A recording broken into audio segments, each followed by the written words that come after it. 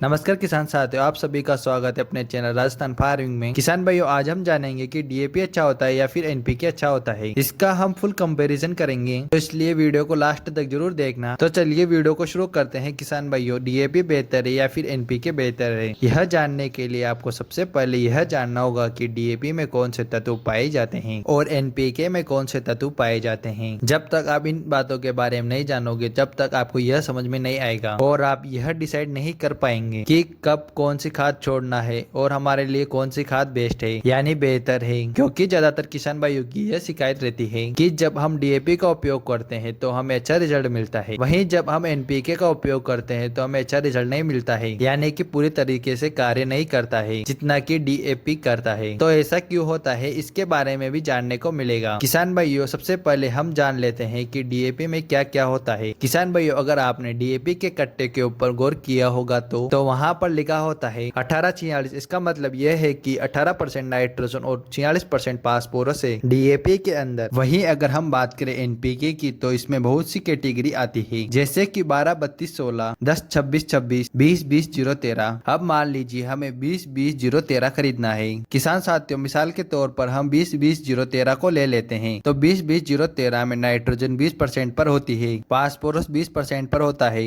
और पोटेशियम यानी जिसे हम आमतौर पर पोटास कहते हैं वह 13% होता है। किसान भाई, यहाँ पर ध्यान देने वाली बात यह है कि डीएपी में 1846 लिखा होता है, यानी कि 18% पर यूरिया होता है और 46% पर फास्फोरस होता है। वहीं अगर एनपीके यानी 20 20 0 13 की बात की जाए तो 20% पर यूरिया, 20% पर फास्फोरस और 13% पर पोटास होता है, जिसे हम आमतौर पर पोटास कहते हैं। तो एनपीके में तो पोटास की मात्रा होती है लेकिन डीएपी में नहीं होती है। लेकिन अगर आप 20 20 0 13 में देखेंगे तो फास्फोरस की मात्रा कम है, वहीं डीएपी में फास्फोरस की मात्रा ज्यादा होती है। किसान भाइयों, यह बात हम सभी जानते हैं कि डीएपी का जो एक कट्टा 50 किलो का आता है उसका छिड़काव हम 1 एकड़ में कर सकते हैं, लेकिन एनपीके का अगर आप 1 एकड़ में 50 किलो वाले कट्टे का छिड़काव करते हैं तब उतना काम नहीं करेगा, क्योंकि इनकी मात्रा यहाँ पर कम हो जाती है। अगर आप चाहते हैं कि डीएपी भी बेहतर काम करे तब आपको 1 एकड़ में 50 किलो की जगह पर 75 किलो एनपीके का उपयोग करना होगा, तब डीएपी से ज्यादा बेहतर काम करेगा। आई होप आपको इसमें अंतर समझ में आया होगा